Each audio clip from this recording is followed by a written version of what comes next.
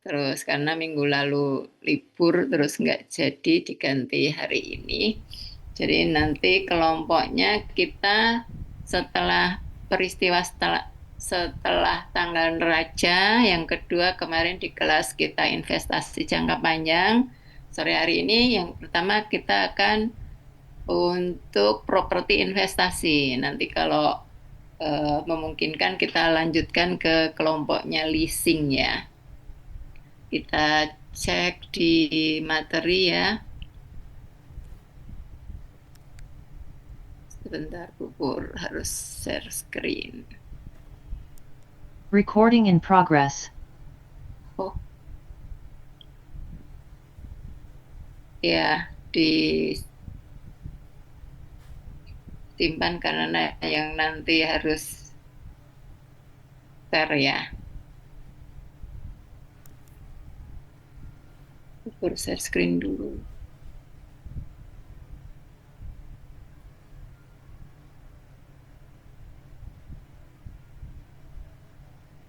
Oh, kok ini yang di-share salah share. Malah presensi kalian yang di-share. Oh, ini share. Oh, oke.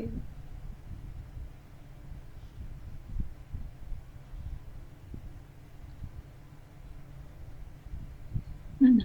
Yang ini. Oke. Oh, tapi belum Pupur buat.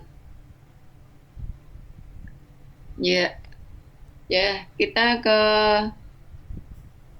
properti investasi kelompok 3. Semua sudah masuk kelompok 3. Halo kelompok 3. Suara Belum, Pupur Bu. didengar? Eh? Belum masuk semua, Bu. Oh, Belum bisa. padahal sekarang sudah jam. Kelompok 4 ada?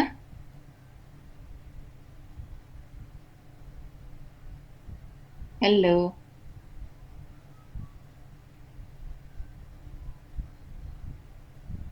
Siapa kelompok 4?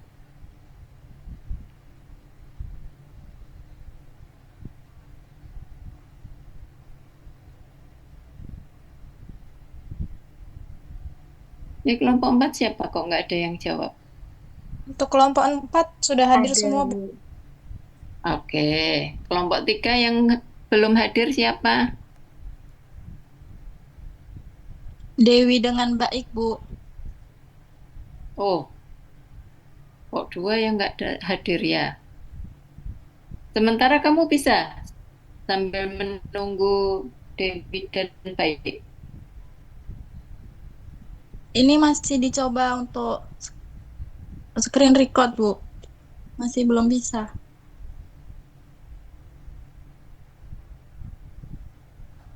Ini sudah di-record meetingnya.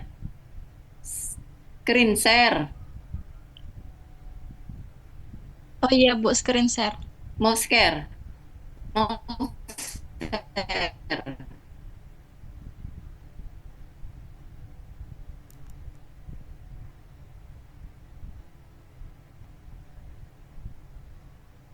Punya Pupur ditutup kalau mau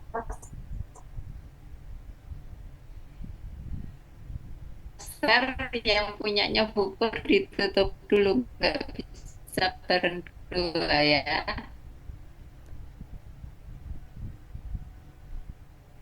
Oke ya, nanti moderatornya dari kelompok 2, siapa yang jadi moderator kelompok 2?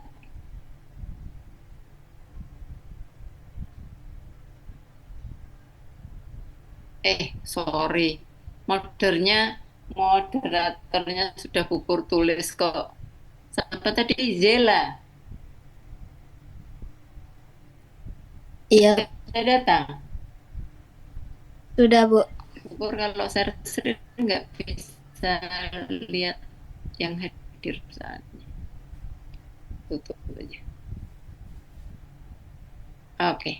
Zela, dengar suara Pupur Zela? Dengar Bu.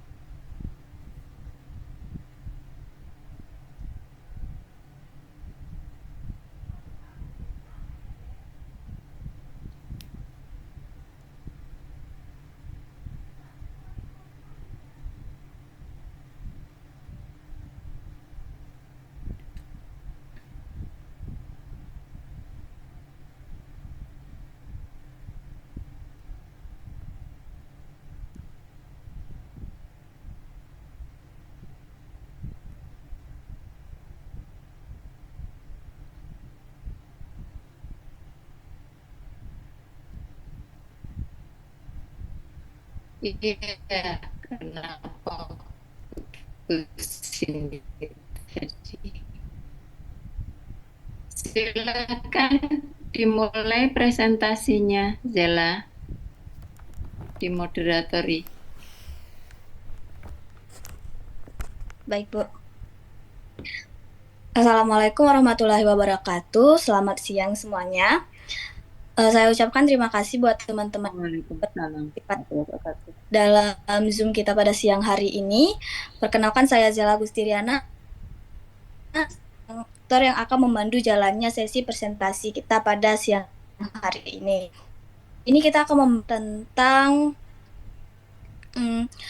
properti investasi yang akan disampaikan oleh kelompok 3. Pertama, langsung saja kepada kelompok 3 saya persilakan untuk menyampaikan materinya. Mohon untuk teman-teman semua dapat mendengarkan dan menyimak. Untuk pemateri 1 saya persilakan. Baik, terima kasih kepada Zela untuk kesempatannya. Saya akan membagi. Diharapkan tunggu sebentar.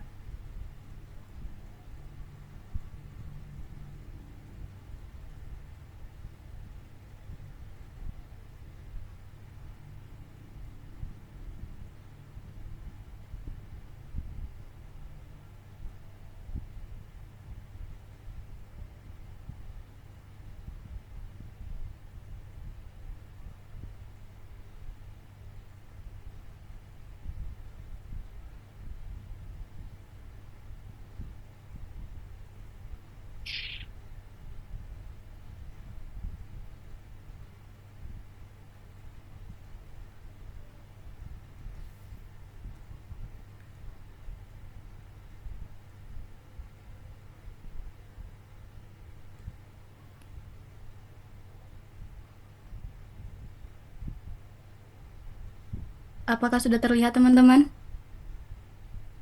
Sudah. Ya.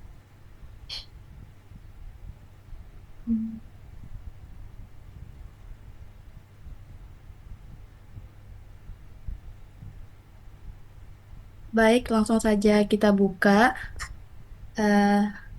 Selamat pagi, teman-teman. Terima kasih untuk kesempatannya. Kali ini, materi yang akan kami sampaikan mengenai properti investasi, dan harapan kami semua teman-teman mengetahui apa itu properti investasi dan bagaimana perlakuannya saat disusun di laporan keuangan. Di sini saya bersama dengan teman-teman saya juga. Ada baik Widuria Afrian, ada juga Banati Ayu Cairani, dan juga saya Dewi Kurnia Alawa sebagai pemateri 1. Apakah gambar PPT-nya terhalang, teman-teman? Tidak. Tidak. Baik, terima kasih. Untuk penyampaian materi hari ini saya rangkum dan menjadi 5 poin. Yang pertama, bagaimana pengakuannya, dan kemudian dari segi pengukurannya, dan ada juga penghentian pengakuan, kemudian penyajian, dan juga pengungkapannya. Tapi untuk sebelum itu kita harus mengetahui apa itu properti investasi, apakah sama dengan aset tetap. Maka kita akan mengupas bagaimana sih properti investasi itu diperlakukan di laporan keuangan dan juga aset tetap, bagaimana juga perlakuannya.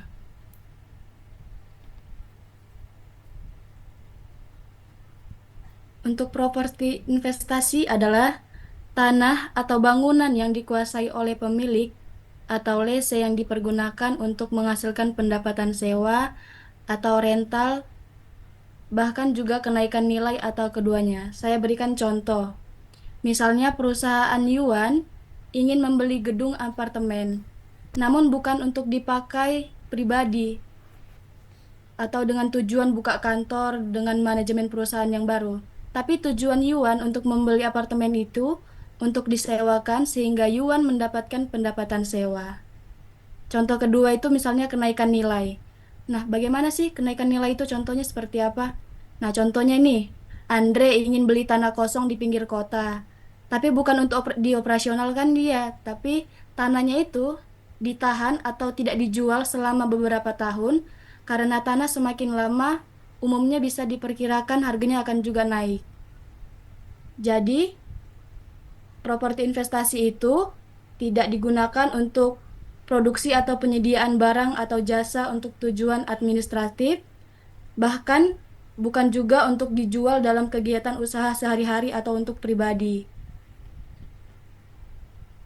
Selanjutnya, kita akan membahas tentang perbedaan properti investasi dan juga aset tetap. Kriterianya dari segi tujuan kepemilikan, kalau ini properti investasi itu untuk disewakan atau kenaikan nilai. Tapi kalau aset tetap untuk dipakai sendiri dalam operasional. Nah, bagaimana contohnya aset tetap itu seperti apa sih? Misalnya nih, bangunan yang mau dipakai sendiri. Contoh misalnya gedung kantor, rumah sakit, sekolah, itu disebut sebagai aset tetap karena dipakai sendiri untuk operasional. Kemudian, apakah mesin dan peralatan juga termasuk properti? Jawabannya tidak, karena digunakan untuk membantu kegiatan produksi atau administrasi, begitu juga dengan kendaraan operasional. Itu semua bukan termasuk properti investasi, tapi melainkan aset tetap. Dan kalau standarnya, kalau properti investasi itu diatur dalam PSAK 13. Kalau aset tetap, dia standarnya diatur oleh PSAK 16. Seperti bisa teman-teman lihat, contohnya itu sudah saya sebutkan tadi. Kalau properti investasi, gedung yang disewakan pemilik atau tanah yang ditunggu kenaikan nilainya, bisa beberapa tahun ke depan. Terus kalau aset tetap, contohnya itu gedung kantor yang mau dipakai sendiri untuk kegiatan operasional. Selanjutnya kita akan membahas tentang pengakuannya. Kalau dia properti investasi diakui dengan harus memenuhi 2 syarat. Yang pertama itu kemungkinan besar manfaat ekonomi di masa depan akan diperoleh perusahaan. Artinya properti yang kita miliki akan menghasilkan keuntungan di masa yang akan datang, mulai dari pendapatan sewa atau kenaikan nilai jual di masa depan. Contohnya apa? Contohnya gedung yang akan disewakan dan menghasilkan pendapatan. Yang kedua, itu adalah biaya perolehan properti dapat diukur secara andal. Artinya apa? Semua biaya yang kita keluarkan bisa dihitung dengan jelas dan didukung oleh bukti transaksi. Contohnya harga beli, biaya notaris, pajak pembelian, dan lain-lain bisa dihitung dengan jelas. Jika 2 syarat ini terpenuhi, maka properti tersebut bisa diakui sebagai aset properti investasi dalam laporan posisi keuangan. Selanjutnya kita akan membahas pengukurannya. Pengukuran awal, pada saat pertama kali diakui, properti investasi diukur sebesar biaya perolehan. Maksud biaya perolehan itu apa? Yaitu dimulai dari harga belinya, terus pajak pembelian, biaya notaris dan legal, biaya langsung lain yang terkait dengan transaksi. Jadi semua biaya yang langsung berhubungan dengan perolehan properti yang dimasukkan ke dalam properti itu sendiri. Terus pengukuran yang keduanya itu pengukuran setelah pengakuan. Ada 2 model pengakuannya. Yang pertama itu model biaya atau cost model. Dicatat sebesar biaya perolehan dikurangi akumulasi penyusutan dan penurunan nilai. Mirip seperti perlakuan aset tetap, seperti tanah yang tidak disusutkan dan juga bangunan yang tanah tidak disusutkan, tapi bangunan yang disusutkan. Kemudian model nilai wajar atau fair value model itu apa? Dicatat sebesar nilai wajar atau harga pasar saat tanggal laporan. Kemudian di nilai wajar tidak ada penyusutan. Kemudian selisih kenaikan atau penurunan dinilai diakui di dalam laba rugi, di dalam laporan keuangan laporan laba rugi. Selanjutnya,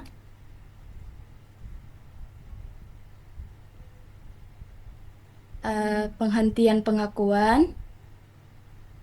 Menurut PSAK 13,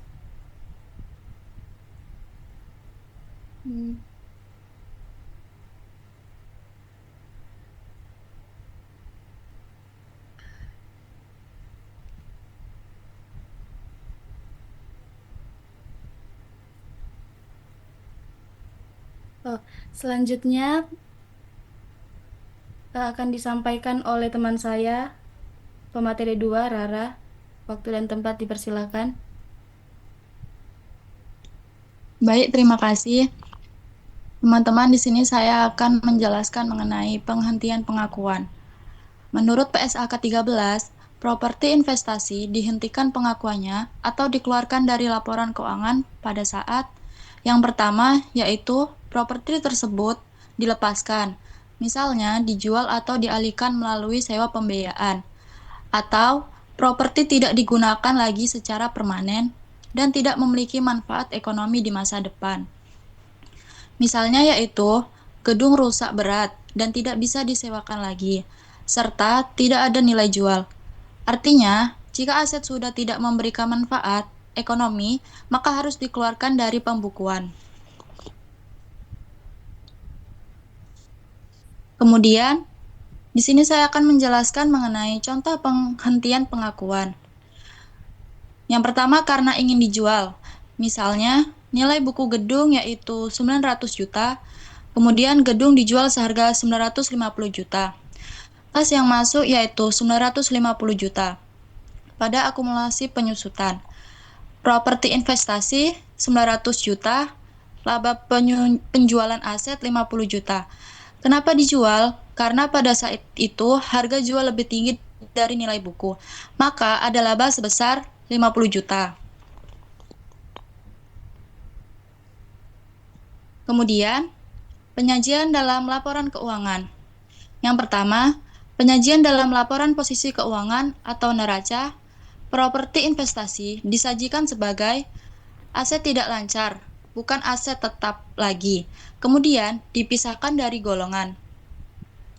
Persediaan, biasanya ditulis dengan nama akun properti investasi. Yang kedua yaitu penyajian dalam laporan laba rugi. Properti investasi disajikan sebagai beban usaha jika dilihat dari model biaya. Maka nama akunnya adalah beban penyusutan properti investasi.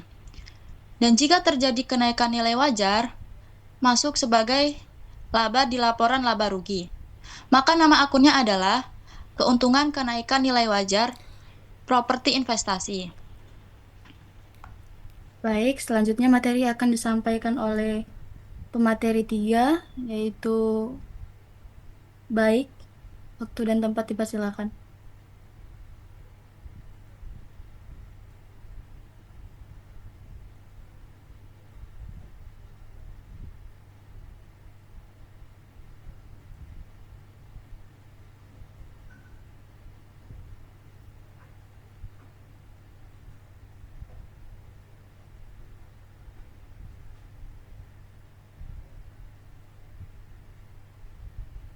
Baik.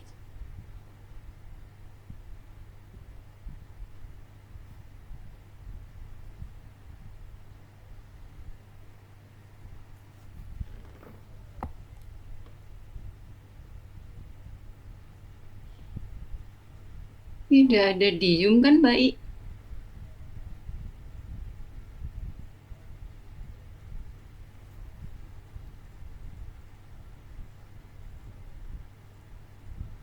Tidak ada hadir kan? Tidak hadir kan? Mungkin bisa saya lanjutkan sendiri. Ya. Kemudian kita akan membahas pengungkapan.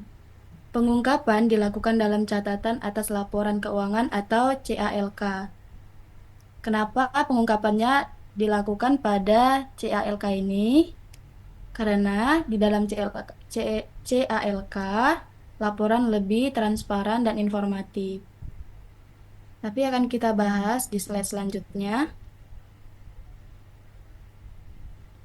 Laporan keuangan seperti neraca dan laba rugi hanya dapat angka saja dan tidak menjabarkannya secara jelas. Contoh nih, di neraca hanya tertulis properti investasi sebesar 1.200.000.000, tetapi tidak menjelaskan seperti model apa yang digunakan, bagaimana nilai wajarnya ditentukan, berapa penyusutannya. Tapi semua penjelasan itu hanya ada di CALK. Untuk transparansi dan akuntabilitas saat laporan ingin dilihat oleh investor, kreditur, ataupun auditor. Tanpa pengungkapan, angka di laporan bisa menyesatkan. Jadi semua itu harus dirangkum dalam laporan CALK. Mungkin sekian dari materi hari ini. Saya kembalikan kepada moderator. Baik, terima kasih atas pemaparan materinya. Selanjutnya kami akan membuka sesi tanya jawab bagi teman-teman yang masih belum paham tentang properti investasi. Silakan ditanyakan dengan mengangkat tangannya.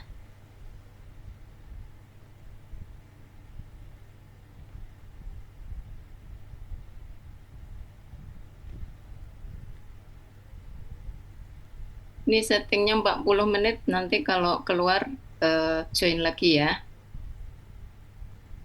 Oke, Bu. Ya. Untuk teman-teman yang ingin bertanya, bisa angkat tangannya atau bisa langsung on mic.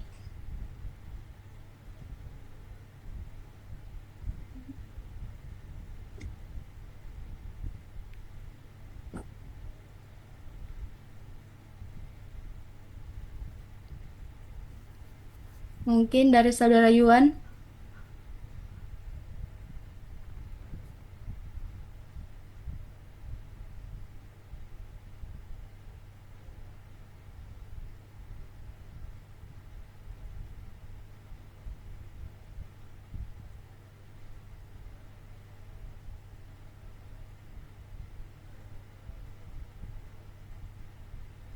Mohon maaf sebelumnya Mbak Dewi. Iya Mas, kenapa itu? Untuk penanya kelompokmu kelompok 4 bukan ya? Saya kelompok 7. Ya. Gimana Mbak Moderator? Untuk penanya itu kelompok 4.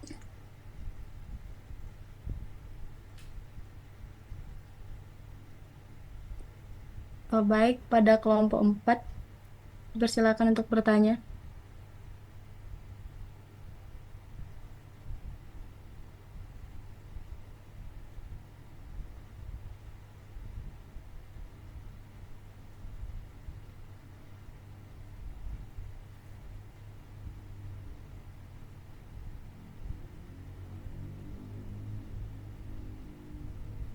Silakan kelompok 4.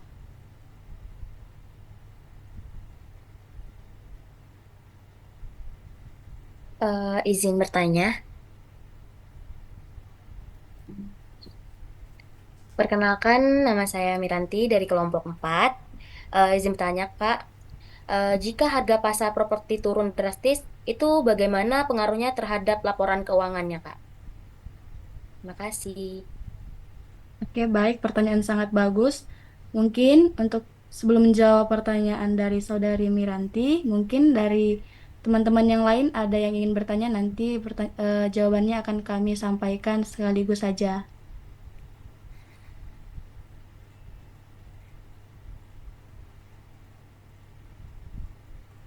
Baik, teman-teman dari kelompok 4, apa masih ada yang ingin ditanyakan? Izin bertanya untuk kelompok 3. Baik, Terima kasih untuk presentasi dan materinya. Mungkin saya ingin bertanya, bagaimana perlakuan akuntansi jika suatu properti sebagian disewakan dan sebagian lagi digunakan sendiri?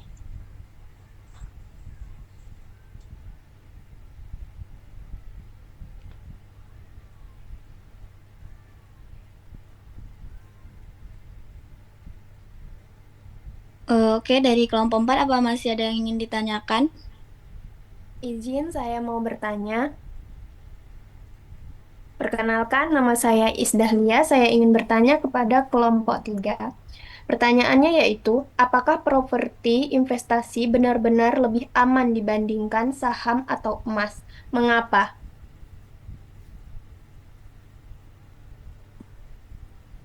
Oke, pertanyaannya sudah cukup atau masih ada lagi dari kelompok 4? Dari kelompok 4 sudah cukup, Mbak. Oke, terima kasih. Untuk pemateri, untuk penanya berikan kami waktu untuk mencari jawaban sebentar. Untuk pemateri, jika sudah menemukan jawaban, bisa langsung jawab. Baik, terima kasih. Mungkin untuk pertanyaan pertama akan saya jawab.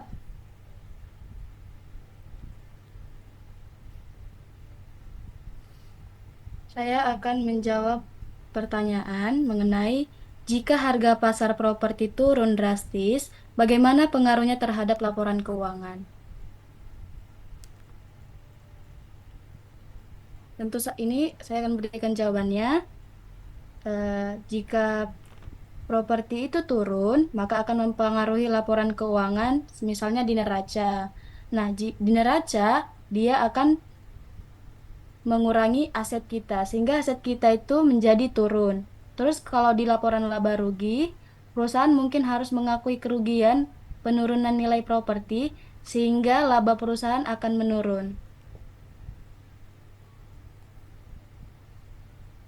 Jadi, kesimpulannya jika perusahaan memiliki properti yang dibiayai dengan utang dalam mata uang asing, misalnya USD, maka penurunan nilai properti dapat menyebabkan kerugian selisih kurs sehingga laba perusahaan akan menurunkan lebih singkat.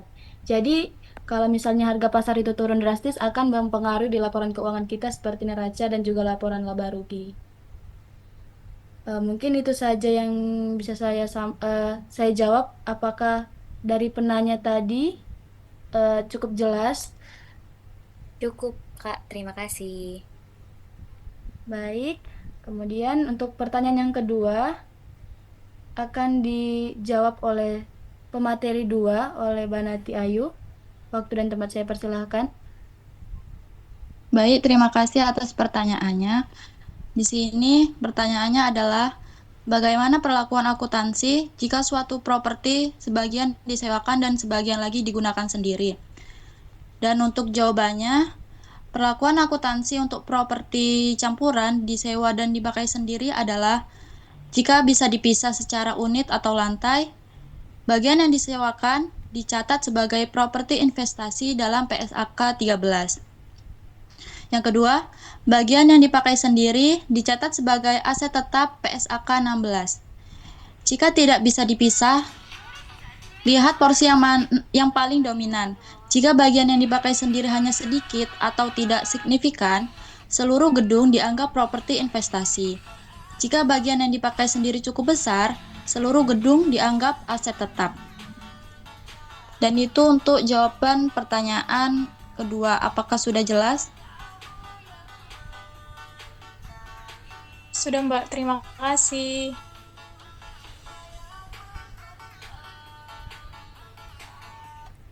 Baik, saya akan menjawab pertanyaan yang ketiga dari Mbak Iis. Tadi pertanyaannya apakah properti investasi benar-benar lebih aman dibandingkan saham atau emas? Nah, kalau menurut saya properti investasi saham dan emas memiliki resiko dan keuntungan yang berbeda-beda. Nggak ada investasi yang benar-benar aman karena semua investasi harus memiliki dan memang memiliki resiko. Kalau dalam segi properti investasi memiliki resiko penurunan nilai, kemudian ada juga risiko likuiditas dan risiko biaya perawatan. Kalau risiko di saham memiliki risiko penurunan nilai dan juga risiko likuiditas dan juga risiko perusahaan. Kalau di emas, dia ada risikonya penurunan nilai juga sama kayak penurunan saham. Namun ada juga kelebihan dari properti investasi, yaitu kita akan mendapat pendapatan sewa maksudnya pendapatan dan juga nilai jangka panjang, di mana properti investasi dapat memiliki nilai jangka panjang yang stabil. Jadi kalau dibilang mana yang lebih aman, itu tergantung dari kitanya. Tuh, kita mau milih emas atau saham, sesuai keinginan hati aja, kepercayaan.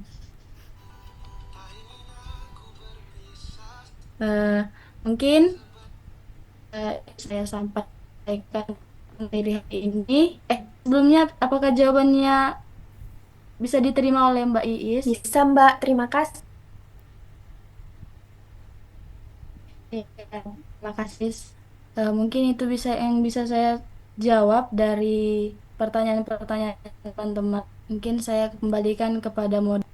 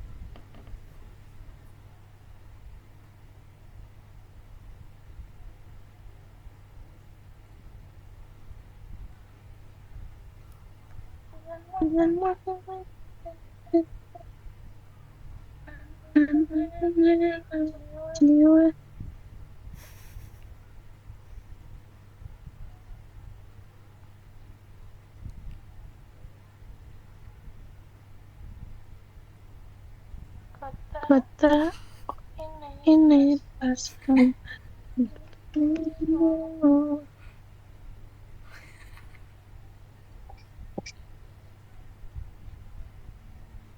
Tinggal baca kesimpulan oleh moderator. Sinyalnya habis.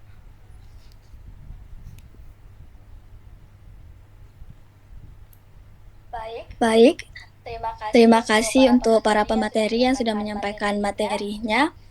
dan juga sudah menjawab beberapa pertanyaan dari teman-teman. Di sini saya akan menyampaikan kesimpulan kita pada presentasi hari ini, yaitu properti investasi menurut PSAK 13 adalah tanah atau bangunan yang dimiliki untuk disewakan atau mendapatkan kenaikan nilai. Pengukurannya bisa menggunakan model biaya atau nilai wajar, dan masing-masing berpengaruh terhadap laporan keuangan. Dari pertanyaan yang dibahas juga kita dapat simpulkan bahwa jika harga pasar properti turun drastis, maka dampaknya terhadap laporan keuangan tergantung pada model yang digunakan. Pada model nilai wajar, penurunan langsung mempengaruhi laba rugi, sedangkan pada model biaya hanya berdampak jika terjadi penurunan nilai. Jika suatu properti sebagian disewakan dan sebagian digunakan sendiri, maka pencatatannya harus dipisahkan sesuai fungsinya atau ditentukan berdasarkan bagian yang lebih dominan. Selain itu, properti investasi memang cenderung lebih stabil dalam jangka panjang dibanding saham atau emas, tetapi tetap memiliki risiko seperti penurunan nilai dan rendahnya likuiditas. Secara keseluruhan, properti investasi merupakan Recording in progress. relatif stabil dan dapat memberikan manfaat ekonomi, namun tetap harus dikelola dan dicatat sesuai standar akuntansi agar laporan keuangan tetap transparan dan akurat. Baik teman-teman, untuk kesimpulan presentasi kita pada siang hari ini cukup. Saya ucapkan terima kasih atas partisipasi teman-teman semua. Presentasi saya akhiri. Wassalamualaikum warahmatullahi wabarakatuh. Selamat siang. Waalaikumsalam warahmatullahi wabarakatuh. Itu ada pantunnya nggak dibaca sama Zela, sudah dibuatin sama kelompok 3. Cakep. Cakep, ya. Oke, terima kasih kelompok 3. Nggak tahu apakah baik tidak diinfo sehingga dia tidak join di Zoom ya? Sudah diinfokan, Bu. Sudah, cuman dia nggak datang. Iya, Bu. Oh iya, ini soalnya Pupur juga sambil ngoreksi yang kemarin diantar Pak Farhan ke kelas itu ada catatan juga nama baik di sini. Kok ya di Zoom nggak datang juga dia. Oke, terima kasih kelompok 3 meskipun ya nanti dikontak baik ya. Suruh ke WA ke Pupur. Kemudian kelompok 4 yang sudah membahas dari materi kelompok 3 dan terima kasih buat Zela yang sudah jadi moderator di pagi hari ini. Sudah siang ya karena udah makan siang jadi sudah siang. Yang tidak puasa, kalau yang puasa masih pagi karena makannya baru nanti. Untuk kelompok berikutnya karena materinya itu bersambung ya leasing 1 dan leasing 2 jadi digabungnya besok saja semoga hari Senin kita bisa dapat 2 dengan 2 materi yang sama, yang satu lebih ke pemahaman, yang satu lebih ke teknik penghitungan gitu ya. Sekali lagi terima kasih sudah join di Zoom meeting siang hari ini. Ini karena tadi sempat ada 30, sekarang tinggal 27, Pupur nggak tahu siapa yang nggak hadir. Tolong nanti komting atau wakil komtingnya WA Pupur yang tidak hadir di siang hari ini siapa saja. Mohon maaf atas salah kilaf Pupur dalam mandu untuk kuliah di siang hari ini. Sekali lagi terima kasih atas kehadirannya walaupun agak terganggu karena dapat link Zoom-nya di add link ini kok gratisan 40 menit harusnya unlimited, biasanya di approve unlimited tapi ini kok cuma 40 menit. Sekali lagi mohon maaf agak mengganggu harus masuk keluar di Zoom. Saya tutup, wabillahi taufiq wal hidayah. Wassalamualaikum warahmatullahi wabarakatuh. Waalaikumsalam warahmatullahi Terima kasih, Bu. Terima kasih, Bu. Recording stopped. Selamat menunggu berbuka. Iya, Ibu. Saya tutup ya Zoom-nya.